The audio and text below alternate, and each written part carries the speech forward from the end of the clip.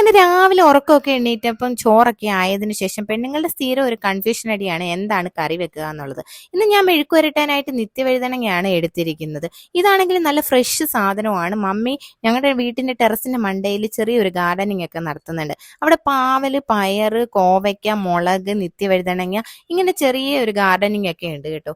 അവിടുന്ന് പറിച്ചുകൊണ്ട് വന്ന ഈ ഫ്രഷ് സാധനമാണ് ഈ നിത്യവഴുതനങ്ങ. ഇത് കഴുകി അരിഞ്ഞ് മാറ്റി വെച്ചതിന് ശേഷം അതിന് വേണ്ട ഉള്ളി, 2 ഉള്ളി എടുത്ത് നമ്മൾ പച്ചമുളകും അരിഞ്ഞ് മാറ്റി വെച്ച്. ഇതിനാണെങ്കിൽ നിങ്ങളുടെ നാട്ടിൽ എന്താ പേര് പറയുന്നതെന്നും കൂടെ ഒന്ന് കമന്റ് ചെയ്യണേ. ഞങ്ങളുടെ നാട്ടിൽ നിത്യവഴുതനങ്ങ എന്നാണ് പേര് പറയുന്നത്, അല്ലെങ്കിൽ ഇംഗ്ലീഷിൽ ഇത് ക്ലൗ ബീൻസ് എന്നാണ് പേര് പറയുന്നത്.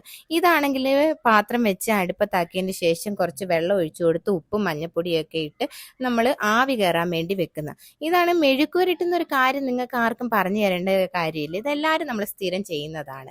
എന്നാലും ഞാൻ എൻ്റെ രീതിയിൽ ചെയ്യുന്ന ഒന്ന് കാണിച്ചു തരുന്നതാണ് കേട്ടോ. അങ്ങനെ അത് ആവി വന്നപ്പോൾ കരിയാപ്പല ഇട്ട് കൊടുത്തതിന് ശേഷം നമുക്ക് കുറച്ച് വെളിച്ചെണ്ണ ഒഴിച്ചു കൊടുക്കാം.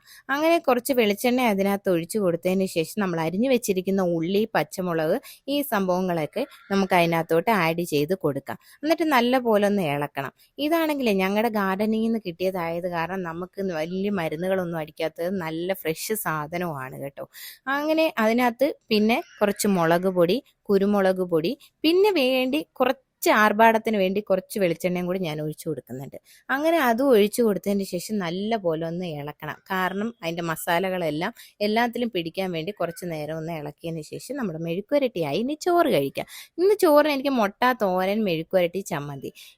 ഇതെല്ലാം കാണുമ്പോൾ നിങ്ങൾക്കൊക്കെ ഓർമ്മ വരുന്നത് സ്കൂളിൽ പോകുന്ന ഒരു രംഗമല്ലേ? ഞാനാണെങ്കിൽ പണ്ട് സ്കൂളിൽ നമ്മൾ പൊതിയൊക്കെ കൊണ്ടുപോകുന്ന ഒരു ഫീലിംഗ് ആയിരുന്നു ഇന്ന് എനിക്ക് ഈ ചോറ് തിന്നപ്പോൾ. എന്നാൽ ചോറ് കഴിച്ചേച്ചും വരാം. Okay, bye.